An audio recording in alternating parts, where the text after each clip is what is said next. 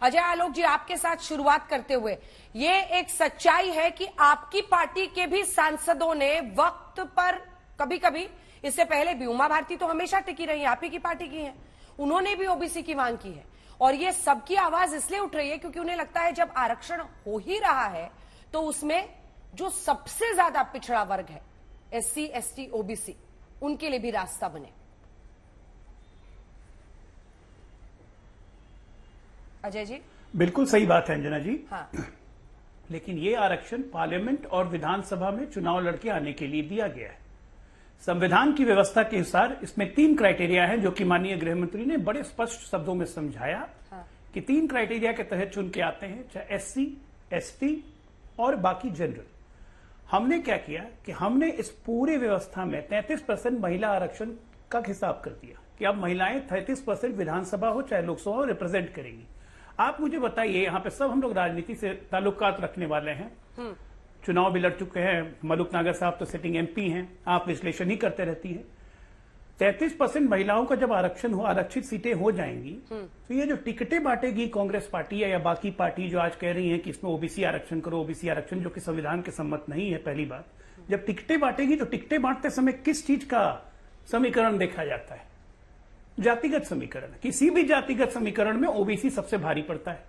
आज की तारीख में भी पार्लियामेंट हो, चाहे बिहार विधानसभा हो, चाहे कहीं की विधानसभा हो, हर टिकट तो जातिगत समीकरण देख के बांटते हैं। महिला हो गई तो ओबीसी महिला को ही टिकट मिलेगा। इसलिए ओबीसी का गाना जो गा रहे हैं ना जात पात तमाम विपक्षी दल, ये ड्रामा है। इन लोगों ने, सच्चाई है कि ओबीसी के लिए कुछ किया ही नहीं। अब मैं शुरू करता हूं, जरा आपको इतिहास में ले चलता हूं, आलोक जी को याद आएगा।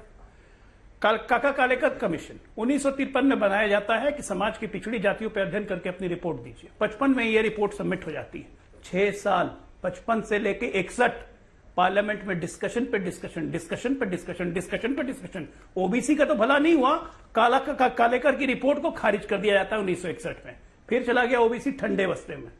फिर आती है इमरजेंसी के बाद आपकी जनता पार्टी की सरकार, बीपी मंडल को कॉन्स्टिट्यूट किया जाता है, बीपी मंडल बनाते हैं मंडल कमीशन, और उनको समय दिया जाता है कि आप 30 दिसंबर 1980 तक रिपोर्ट सबमिट कीजिए। कांग्रेस की सरकार आ जाती है, बीपी मंडल 31 दिसंबर 1980 को ज्ञानी जैल सिंह को रिपोर्ट सबमिट कर देते हैं। इंदिरा गांधी रिपोर्ट एक्सेप्ट करती है। इंदिरा गांधी चली गई, उसके बाद राजीव गांधी आए, उनकी सरकार चली गई। 80 से लेकर 90 तक मंडल कमीशन पे एक लोग बैठ के लग गए ताला, कोई काम नहीं हुआ ओबीसी का, ना ईबीसी का, कुछ नहीं। 1990 में हिस्टोरिकल स्पीच है राजीव गांधी का। 1990 में लोकसभा में बात करते हुए, मंडल कमीशन का विरोध करते हुए, जब राजीव गांधी जी ने कहा कि ये this is not a factual law, ये वास्तविक कानून नहीं है, इससे लोगों को दिक्कतें बढ़ेंगी, इस कानून को रद्द कर देना चाहिए। और उसी वक्त राजीव गांधी जी का विरोध करते हुए सीताराम केसरी पार्लियामेंट के बाहर निकल के उसी लॉ का समर्थन कर रहे थे, जितने पिछड़े नेता थे। ये तो कांग्रेस की हो गई हकीकत ओबीसी के बारे में। और 91 में जब मंडल कमीशन लगा तो क्या क्या हुआ, नहीं हुआ, सबने देखा। हमारी प्रतिबद्धता ओबीसी के प्रति कहां से जागती है, मैं 2-3 एग्जाम्पल देके खत्म कर दूंगा। मोदी जी जब पावर में आए तो उन्होंने national commission of backward classes बनाया, इसको एक संवैधानिक वैधता दी, बाकायदा कॉन्स्टिट्यूशन में आर्टिकल 338B के तहत इसको शामिल किया गया। इस national commission of backward classes को सिविल कोर्ट की पावर दी गई, जो किसी को भी समन कर सकता है, किसी के अत्याचार पर डायरेक्ट एक्शन ले सकता है, प्रोएक्टिव मेजर्स। हमने रोहिणी कमीशन बनाया। रोहिणी कमीशन बनाने के बाद ये लोगों ने कहा कि जातिगत जनगणना, जातिगत जनगणना। आज पार्लियामेंट में, कल भी लोकसभा में और राज्यसभा में सीधा सीधा कहा गया कि सेंसस करवाएंगे, गणना करवाएंगे, उसके बेसिस पे महिलाओं को आरक्षण देंगे। तो ये ओबीसी का ड्रामाबाजी बंद कर दें।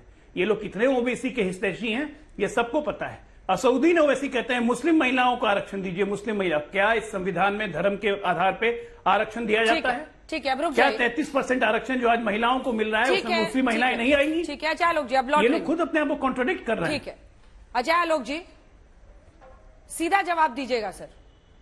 2010 में जब आप लोग यही बिल लेकर आए थे जी, तब आपने ओबीसी आरक्षण का प्रावधान क्यों नहीं किया था? ये सवाल किससे पूछ रहे हैं? आलोक जी से पूछ रहे हैं क्या? आलोक शर्मा जी आलोक शर्मा जी, कांग्रेस पार्टी। देखिए, उस समय पर भी ओबीसी का रिजर्वेशन नहीं रखा गया था, इसीलिए तमाम घटक दलों ने विरोध किया था कि भाई इसके अंदर हमारे पास डिफरेंट जातियों का, ओबीसी का, तमाम जातियों का reservation quota within quota नहीं है। तमाम हमारे घटक दलों ने पूरी तरह से इस पर विरोध किया था और यही कारण था कि 2011 की जो जनगणना थी उसके अंदर जातिगत जनगणना जो कास्ट सेंसस था उसको लिया गया, लेकिन दुर्भाग्य के वो फाइल जो है अभी तक बंद पड़ी हुई है। अरे भाई, आपको 2021 में तो आप करा नहीं पाए जनगणना, 2011 के आंकड़े तो आपके पास थे, 2011 के आंकड़े 14 में जब आप आए, 13 तक वो आंकड़े फाइनलाइज हुए, बल्कि 14 तक हुए वो फाइनलाइज, तो 14 में आकर आप उनको पूरी तरह से देश के सामने रख देते कि भाई जातिगत जनगणना कांग्रेस की सरकार ने ये कराई थी, यूपीए की सरकार ने, और ये आंकड़े हैं और इनके आधार पर हम ये करना चाह रहे हैं। इसमें किसने रोका था?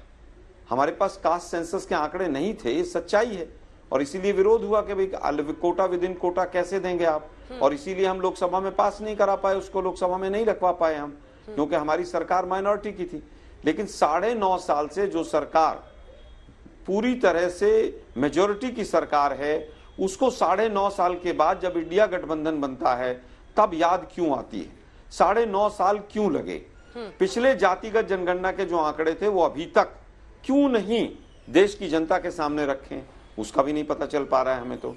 और अभी भी जो हो रहा है, अभी फला टाइम पे फिर कास्ट सेंसस होगा, फिर डिलिमिटेशन होगा, मतलब ये पोस्ट डेटेड चेक जिस पे डेट ही नहीं है कि कब होगा, आपकी सरकार होगी कि नहीं होगी, किसकी सरकार होगी। आपने एक बिल पास करवा दिया। पहली बार इतिहास में हुआ है महिलाओं के साथ इतना बड़ा धोखा कि झुंझुना तो 5 दिन से चल रहा है। हम फिर पूछ रहे हैं कि भाई आपने स्पेशल सेशन बुलाया, अगर अभी लागू नहीं देना था तो स्पेशल सेशन की क्या जरूरत थी? अगर ये दिसंबर में भी हो जाता तब क्या दिक्कत थी?